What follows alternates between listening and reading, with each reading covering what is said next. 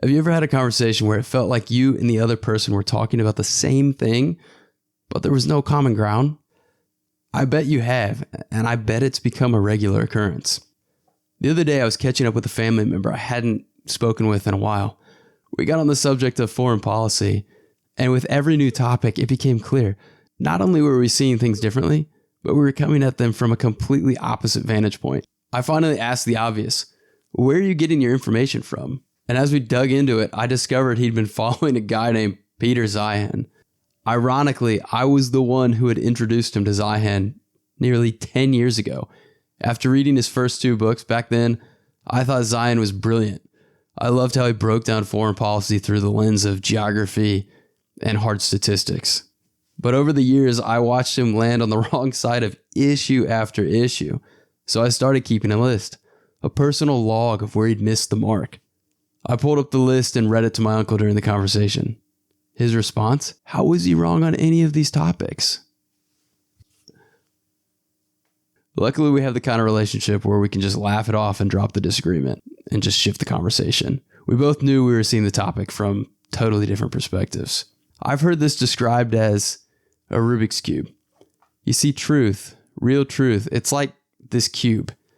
I might be seeing the red side, and you might be seeing the blue side. We can argue all day about what color it is, but here's the thing. We're both right, to some degree at least. We're just looking at different sides of the same object, the same reality, just from different angles. The problem is most people, they never rotate the cube. Worse, some parts are deliberately hidden, like the underside, covered up, occulted, omitted, or even suppressed. And when that side's finally revealed, when you're confronted with something that contradicts what you thought was true, it can be jarring, disorienting, and even offensive. But that discomfort, that's where real understanding begins. To grow intellectually, we need to learn how to encounter information that challenges us without reacting emotionally, without getting defensive, without retreating to familiar talking points. Because the truth is, many of us are living in digital prisons of perception. Our online lives aren't shaped by randomness or personal curiosity, but by precision algorithms trained on massive data sets. That's what curates what we see, hear, and even believe. They've built what I call digital voodoo dolls, behavioral replicas of us, used to predict how we'll react, what we'll click on, what will trigger us, and what will keep us scrolling. They're not just feeding us content, they're crafting alternative realities. These days, it's common to joke about dystopias like living in the pods, eating the bugs, and surrendering our autonomy. But in many ways, that reality, it's already here. We're just desensitized to it. Each of us, inside of our own custom information bubbles, believes we're seeing the full picture, when really we're just seeing our side of the cube. And it's that divide that's tearing relationships apart. Let me tell you a story. A friend of mine recently had a near-death experience, a medical emergency that shook her to her core. It gave her clarity, a renewed desire to reconnect with her estranged daughter. They hadn't spoken in years, mostly due to political differences. So she reached out, vulnerably, genuinely. She told her daughter she'd almost died and that she wanted to reconcile. The response? A cold, impersonal text. Because of our political differences, I have nothing to say to you. And how was that? The story broke my heart because it's not rare. It's disturbingly common. Families fractured, friendships ruined, not over betrayal, not over abuse, but over headlines, over curated narratives, over our feeds. And here's the tragic irony. We're often so convinced that we're right, we feel obligated to set others straight, to correct them, to pull them from the fog. But let's pause for a moment. What if that approach, in and of itself, is a kind of violation? That's been one of the hard-earned lessons of the last 5 years for me. During the COVID years, no matter how hard I tried, I couldn't shake those around me from their slumber. Whether it was about lockdown policies, the dangers of experimental medical procedures, monetary manipulation, or even basic ideas like objective morality, or even truth itself, I came to understand something. People have free will. And with that gift comes the power to choose whether or not to conform one's perspective to reality. So, what if trying to force someone to change their mind, especially when they're not ready, is a form of intellectual aggression? After all, force, even if it's trying to force the truth on someone, that's a violation of free will. So what do we do when someone we care about is wrong? Maybe dangerously wrong, but unwilling to hear the truth. We must weigh the cost. If their ignorance isn't actively harming others, if it isn't violating your free will or theirs, then sometimes the path is to hold your ground quietly and just let the relationship breathe. It's not about being passive or indifferent. It's about recognizing that pressing too hard, too soon, can fracture something sacred. Now, don't get me wrong. The truth, it matters. Wrong beliefs often lead to wrong action. And history is filled with examples of how mass delusion, left unchallenged, has produced unthinkable human suffering. Alexander Solzhenitsyn put it best when he said, "The line separating good and evil passes not through states, nor between political parties either, but right through every human heart."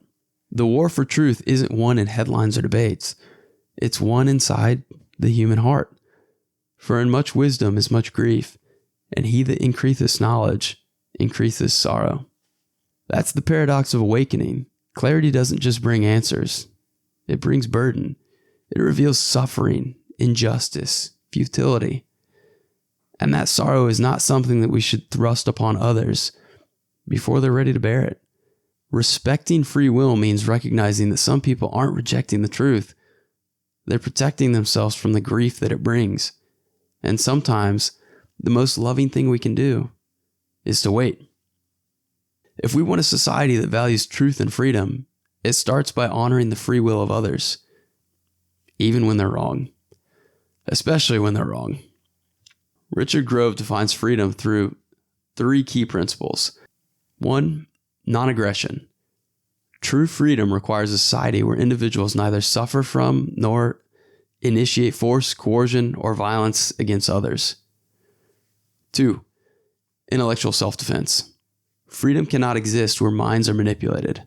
We must be able to think critically and resist falsehoods imposed through propaganda and deception.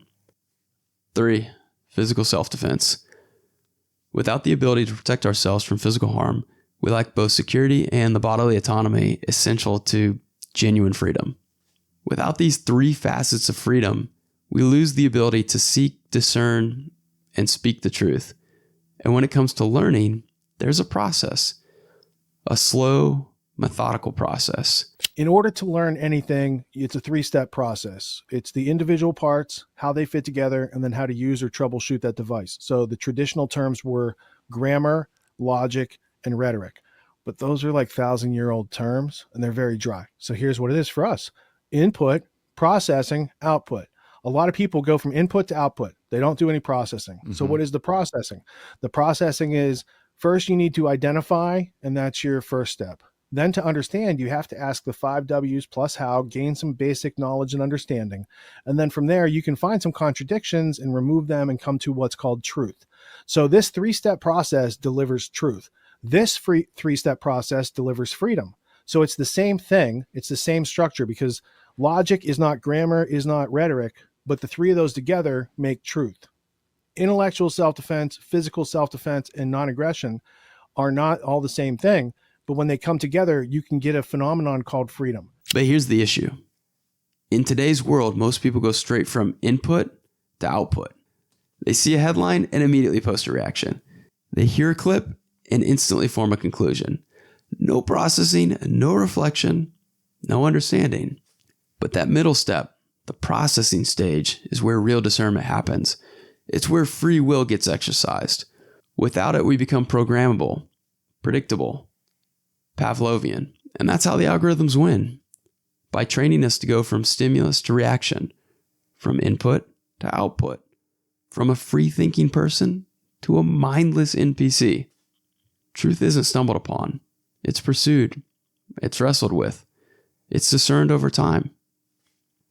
And ironically, when we begin to truly question, really think, the fog starts to lift.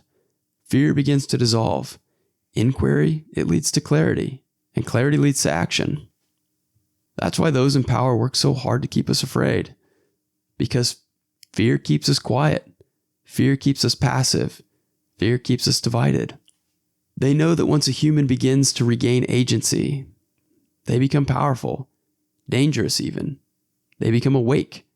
And that's the call. As individuals, we need to wake up, speak up, and we need to show up daily. We've spent far too long outsourcing truth, too long waiting for politicians or experts to fix things. Yes, they could help, but we can do far more by refining our understanding and changing how we live. When you really distill it down, the only way to eliminate evil in this world is to conquer it at the level of your own heart. External reform without internal transformation, it's futile. A corrupt heart will eventually corrupt any system, no matter how idealistic in design. Now, I want to make something crystal clear. Everything I've laid out here, the Rubik's Cube, the 3-step method, the call to resist demoralization, it's secular. It works for anyone. But for me, personally, at the bottom of the rabbit hole, it's Christ. Because ultimately, truth isn't a puzzle. It's a person. And that person warned us, truth divides. Do you think I came to bring peace on earth? No, but division. He knew that following truth, real unflinching divine truth, it would cost us, that it might fracture families, that it might leave us standing alone. But he also gave us the path forward. Love the Lord your God with all your heart, soul, and mind, and love your neighbor as yourself. That's it. That's the answer. Not to win the argument, but to love anyway. To love your neighbor who sees a different side of the cube. To love your estranged daughter, your frustrated aunt or uncle, your stubborn friend. We don't need perfect agreement to love deeply, especially in these divided times. We must remember our shared humanity. After all, each of us is looking at a different side of the same Rubik's Cube. And understanding begins with the willingness to rotate our perspective. Thanks. Oh, by the way, if you found this interesting at all, I'd love to hear your thoughts. Please leave a comment below. And please like and subscribe to the channel. Thanks.